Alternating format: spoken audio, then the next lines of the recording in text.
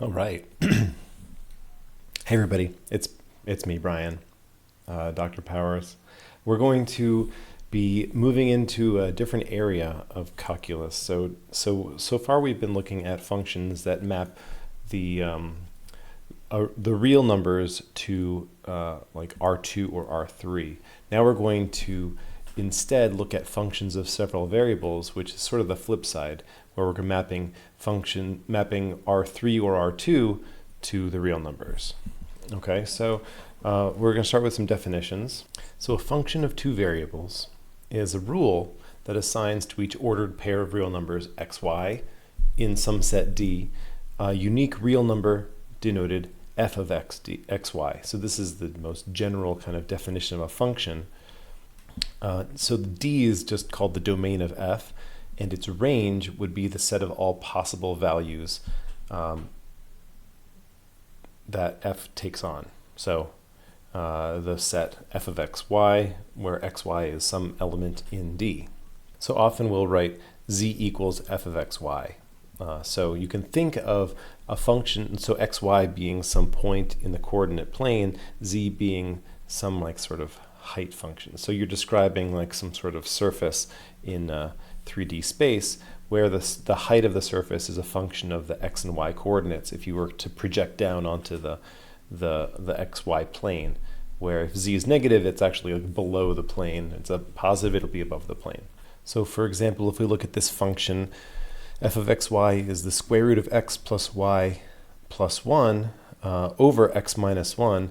The domain is going to have to be all the values that are going to be valid for this. So first off, we need x plus y plus 1 to be greater than or equal to 0. So that's one kind of aspect of the domain, and also we need x minus 1 not equal to 0. So these are the two things.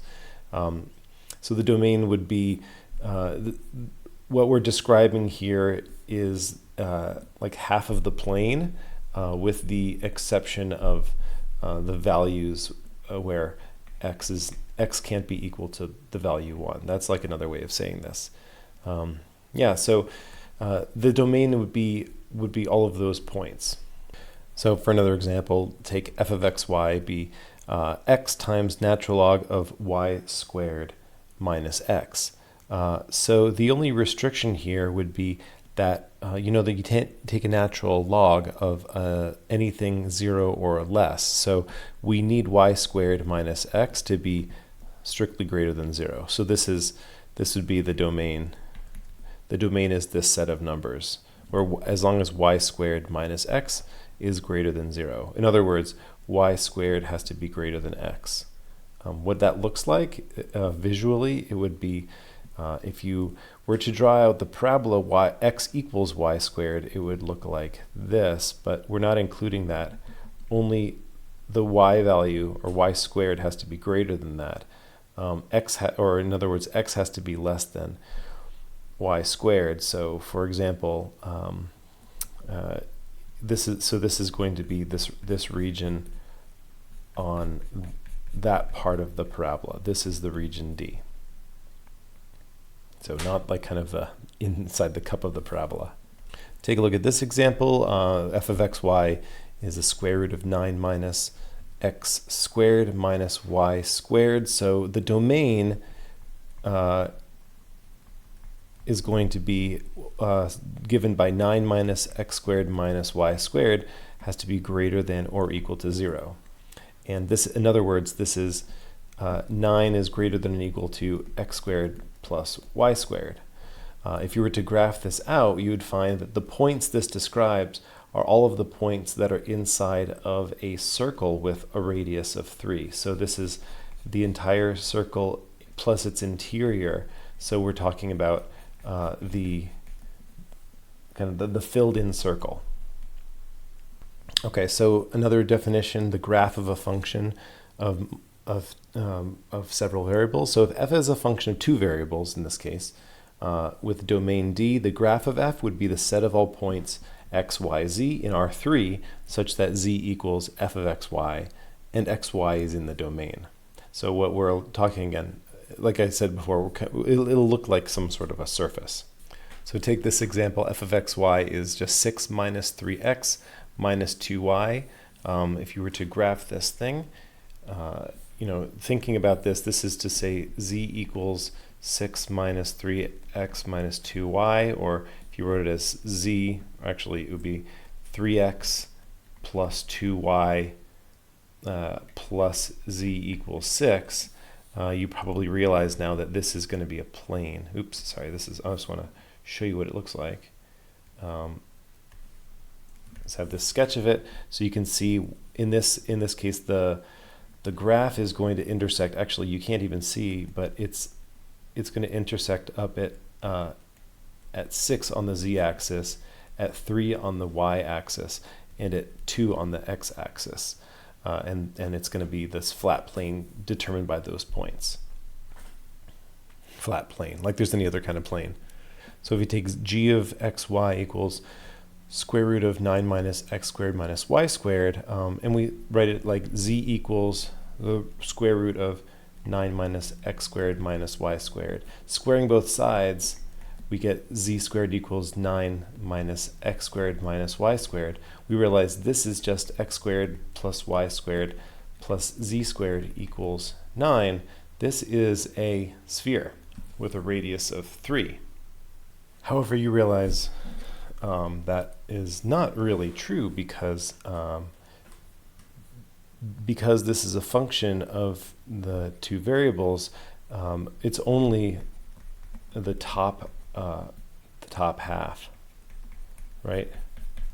If you like this x squared plus y squared plus z squared equals 9 is helpful to knowing what we're looking at, but because g of xy is a square root, g is only the positive values. So although although squaring that square root helps you understand what this thing looks like, you have to be careful because you create more solutions by doing that. The sphere is not a function. Z can't be written as a function of x and y because it doesn't cross a, so to speak, like a z direction vertical line rule, right? So this is going to be actually a semicircle or a hemisphere. Okay, let's take this example. H of xy equals 4x squared plus y squared. For this one, if we were to write this as z equals 4x squared plus y squared, we'll realize this is a paraboloid, right? So the domain is all of R2. Like any value of x and y can go into that. And as far as the range, what are all the possible values of z, right? It's going to be, well, the lowest you could possibly get would be 0 by putting in 0 for x and for y. And you can go as high as you want, so 0 up to infinity. It's going to be the range of this thing. And just so that we are satisfied, we'll take a look at the picture of this. Yeah, so there's our elliptical paraboloid. And you can see the range. It keeps going up in the z direction infinitely. Okay, so to understand what the graph of these would look like, because it's often difficult to graph these by hand using software. I mean, drawing the 3D curve could be tricky. We can use level curves. The idea of a level curve is the level curves of the function are curves with the equation f of x y equals k. So you just set k to be some constant in the range of f, and you draw what that curve looks like. By drawing a bunch of these curves, you can start to get a sense of the shape of this, kind of the surface generated by this function. So looking back at this example we looked at a little bit ago, the square root of 9 minus x squared minus y squared. Take a look at the level curve.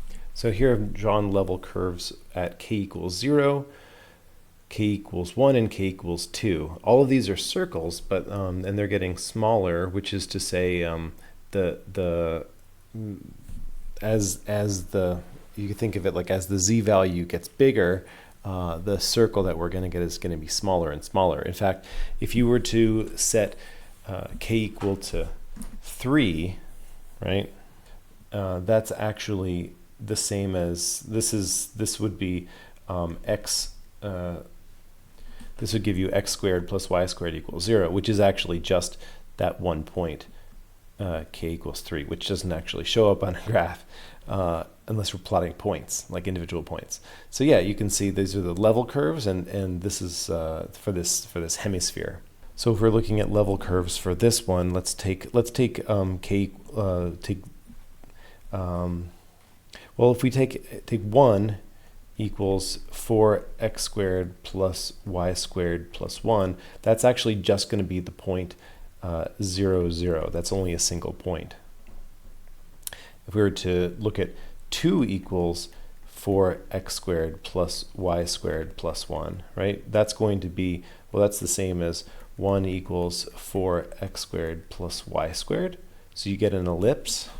Now let's try to, I'll sketch these out a little bit for you. So this is for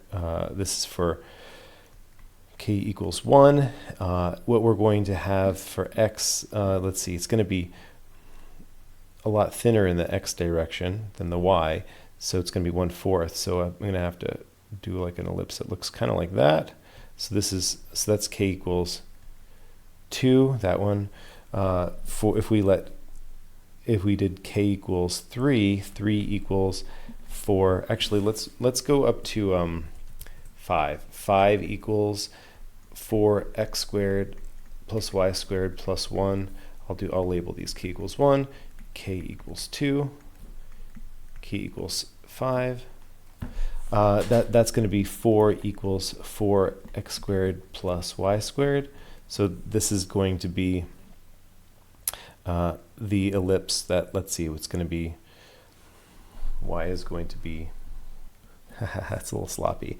When y is 2 and when x is 1, so this is going to be this ellipse that's twice as tall as it is wide, and so forth. You could plot these level curves to give a sense of this. As we already sketched this thing, this is an elliptical paraboloid. So just to kind of take this a little higher dimension, so functions of 3 or more variables, you'll define them very similarly. For example, for a function of 3 variables, the analog of a level curve would be a level surface. And so like a function of 3 variables would, well, for what you'd have is for any point in 3D space, this function of 3 variables would give you a value. So you could think of that as giving you, say, for example, the temperature at any point in 3D space, right? Any x, y, z coordinate.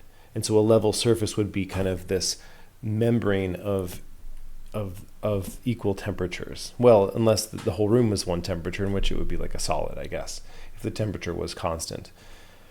So you could consider the inputs of a vector of 3 or more variables as a vector, like x. So once we get beyond 3 variables, it may be easier to just number the inputs as x1, x2, x3, x4, x5, so forth, and call that vector x. And so the function could be a function of a vector.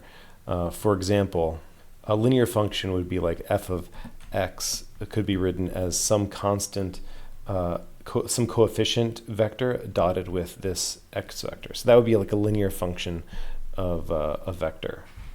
So okay, that covers pretty much everything for functions of several variables. We'll just do some practice and get used to this idea, and then we'll see we'll explore the calculus of functions of several variables.